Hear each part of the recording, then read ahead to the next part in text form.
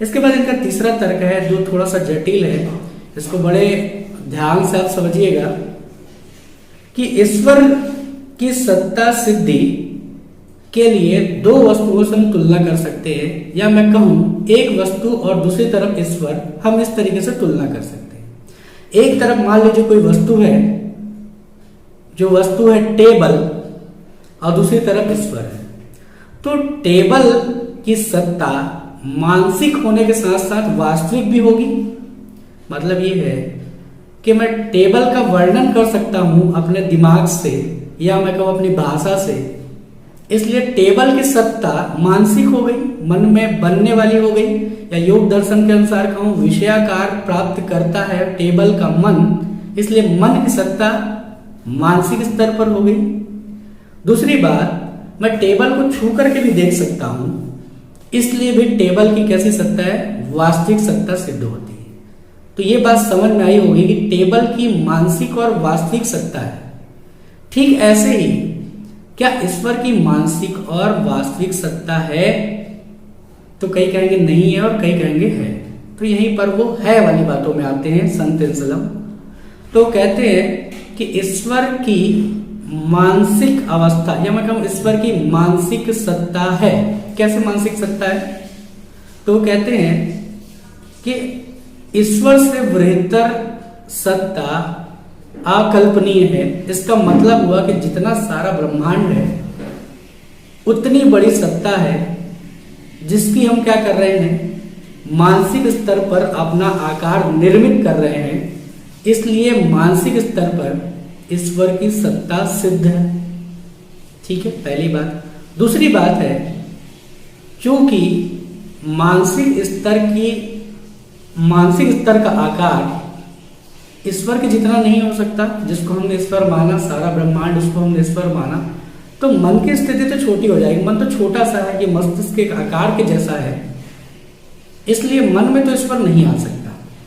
इसका अभिप्राय यह है कि वो गोचर और अगोचर सत्ता में वास्तविक रूप में मौजूद है।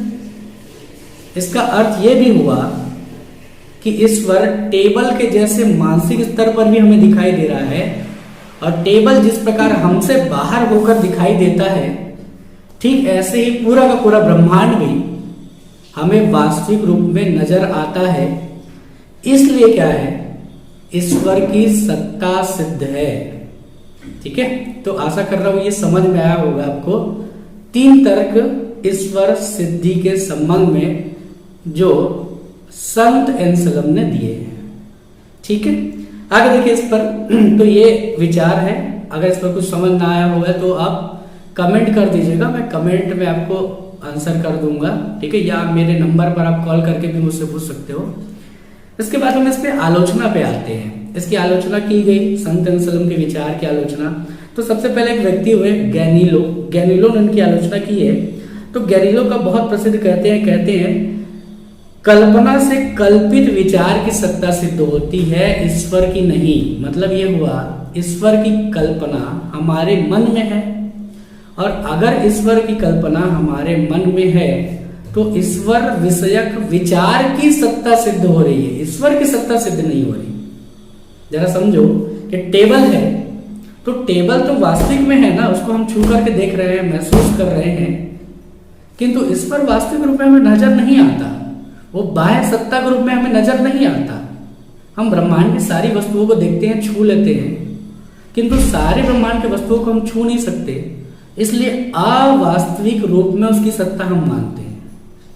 हमारी मजबूरी भी होती है ऐसा मानने की। इसलिए गैलीलो की आलोचना ठीक है कि कल्पना से कल्पित विचार की सिद्धि होती है, न कि ईश्वर की सिद्धि होती है। तो ये आलोचना है, याद रखिएगा। दूसरा एक प्रश्न पूछा है, दूसरा आलोचना है कांट का। कांट क्या आलोचना कहते हैं? कांट कहते हैं कि विचार मात्र से अस्तित्व की सिद्धि नहीं होती है। ठीक बात है, मैं विचार करता हूं टेबल का, तो टेबल की सिद्धि, टेबल के अस्तित्व जो है वो सिद्ध हो जाता है। लेकिन मैं ईश्वर का विचार करता हूं, ईश्वर का विचार करने के कारण ईश्वर सिद्ध हो जाता है, ऐसा नहीं है। भाई आप एक तरीके से कह रहे हो कि मेरे जेब में $100 है, जबकि जेब में $100 नहीं है। मैं कहता हूं मेरे जेब में $100 है, तो $100 है कहने से मेरे जेब में $100 आ नहीं जाते, अरे बात। तो इसलिए कहते हैं कि ईश्वर के विचार मात्र से ईश्वर की अस्तित्व सिद्धि नहीं होती, बल्कि ईश्वर के विचार मात्र से विचार की सिद्धि होती है। उदाहरण से समझाने के लिए भी उन्होंने कहा कि हमारे विचार करने से कि हमारे जेब में $100 है, हमारे जेब में $100 नहीं आते। ठीक है, तो ये आलोचना है संत एंसेलम के सत्ता मूलक तर्क की। अब कुछ महत्व देख लें, संत एंसेलम के कुछ तर्कों का महत्व भी है।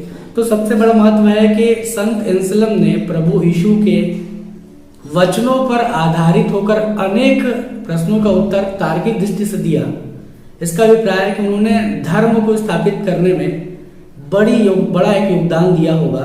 दूसरी बात है कि लोगों के धार्मिक भावना के विकास करने में भी क्या था, इस सत्ता मूलक तर्क बहुत ज्यादा उपयोगी रहा है। दूसरी बात है, इसका महत्व इसमें भी है कि हम परमात्मा से या प्रभु से स्वयं से जोड़ने के लिए भी या लोगों को जोड़ने के लिए भी सत्ता मूलक तर्क का इस्तेमाल करते हैं, इसलिए सत्ता मूलक तर्क उपयोगी है। अब हम क्या करेंगे, अब हम सीधे सीधे चर्चा करते हैं जो CGPSC ने प्रश्न पूछा है इस वर्ष 2019 के मेंस में। ये प्रश्न पूछा था, सत्ता मूलक तर्क क्या है, क्या ईश्वर की सत्ता सिद्ध करता है, क्या यह ईश्वर की सत्ता सिद्ध करता है। ऐसा पूछा है, what is ontological argument, does it prove the existence of God. ये बात कही है इसमें, कितने शब्दों की है, तो 60 शब्दों में पूछा है, 4 अंक के यहाँ पर प्रश्न पूछे गए हैं। तो जरा मैं इस पर चर्चा कर लूं, तो सत्ता मूलक तर्क क्या है यही आपको बताना रहेगा। तो पहली दूसरी लाइन में लगभग 2 लाइन में समझता हूं, उसके लिए खर्च करना चाहिए। और सत्ता मूलक तर्क आप बता देंगे, आपको कहना होगा ईश्वर के सार तत्व, प्रत्यय और विचार मात्र से जब ईश्वर के सत्ता को सिद्ध करने का प्रयास किया जाता है तो ऐसा तर्क सत्ता मूलक तर्क कहलाता है, या ईश्वर सिद्धि के सत्ता मूलक तर्क कहलाता है। ये बात आपको कह देनी है। तो मैं समझता हूँ 20-22 शब्दों में ये बात खत्म हो जाएगी। उसके बाद 40 शब्द आपको लगेंगे किसको समझाने के लिए कि क्या यह ईश्वर सत्ता की सिद्धि करता है। तो आपको कहना है नहीं, हमेशा नहीं कहना है, लेकिन डायरेक्ट नहीं कहना है ना। आप किसी के साथ मिलते हैं तो क्या हाल चाल है भाई, ये नहीं कहते, क्या है ऐसा पहले पूछते हैं ना। तो क्या है तो पहले बताना पड़ेगा, तब कहेंगे ईश्वर सत्ता की सत्ता सिद्धि तर्क क्या है, ये आपने बता दिया। उसके बाद आप उतर जाएंगे, 20-22 शब्दों के बाद आगे बढ़ जाएंगे और कहेंगे कि ईश्वर सिद्धि के लिए 3 तर्क मुख्य रूप से दिए गए हैं। जिसमें पहला कि उससे विचार करने मात्र से उसकी सिद्धि होती है, जो हमने देखा था, तो ये नहीं लिखेंगे तब भी चल जाएगा। फिर 2 तर्कों का आपको इस्तेमाल करके बताना होगा। पहला कि इससे अधिक बेहतर सत्ता अकल्पनीय है, इसलिए ईश्वर की सत्ता सिद्ध है। दूसरी बात वो कहते हैं कि मानसिक होने के साथ साथ वास्तविक रूप में भी ईश्वर की सत्ता को वो मानते हैं जैसा कि संसार की अन्य वस्तुओं की सत्ता होती है, किंतु इसे स्वीकार नहीं किया जा सकता। हम कल्पना की दृष्टि से बेहतर सत्ता की कल्पना कर सकते हैं, इसलिए ये सिद्ध नहीं होता कि ईश्वर की सत्ता है। दूसरी बात, मानसिक रूप में कहीं ना कहीं हम स्वीकार कर लें कि ईश्वर की सत्ता है, तो भी वास्तविक रूप में उसकी सत्ता विचार से सिद्ध नहीं होती, इसलिए ये तर्क ईश्वर की सत्ता को सिद्ध नहीं करता। ये बात बोल करके आपको अपना उत्तर समाप्त कर देना है और 60 शब्दों में आराम से ये प्रश्न का उत्तर लिखा जा सकता है, ऐसा मैं समझता हूं। तो इस पर मैं कुछ मॉडल प्रश्न भी आपको दे दूं, मेरी पुस्तक से है। एक प्रश्न आप बना लीजिएगा कि इस संत एंसेलम के ईश्वर के सत्ता मूलक तर्क क्या है, हालांकि ये पूछ ही लिया। उसके बाद एक क्वेश्चन है कि एंसेलम के ईश्वर सिद्धि के सत्ता मूलक तर्क का महत्व क्या है, इस पर आप काम कीजिए। एक क्वेश्चन बनाइए कि संत एंसलम का कल्पित ईश्वर सत्ता सिद्धि तर्क विचार मात्र है, इस कथन को स्पष्ट करें।